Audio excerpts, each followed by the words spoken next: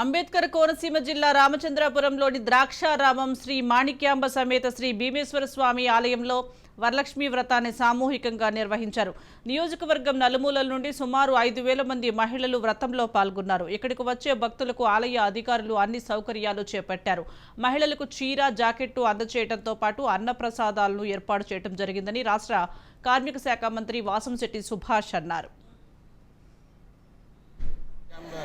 ఆలయంలో వరలక్ష్మి వ్రతాలు 4,000 మంది మహిళలు ఈ రోజున ప్రతి శ్రావణ మాసంలో శుక్రవారాల నుండి వచ్చి వరలక్ష్మి వ్రతాన్ని, అదీగాక ఈ పూర్ణిమ ముందు వచ్చే ఈ శుక్రవారం రోజున భక్తి శ్రద్ధలతో మహిళలందరూ కూడా సౌభాగ్యంతో ఉండాలని ఈ పూజలు నిర్వహిస్తూ ఉంటారు. అలాగే పరమశివుడు కూడా ఈ పూజ ఆచరించాలని చెప్పేసి చెప్పడం మన పురాణాల్లో కూడా ఉంది.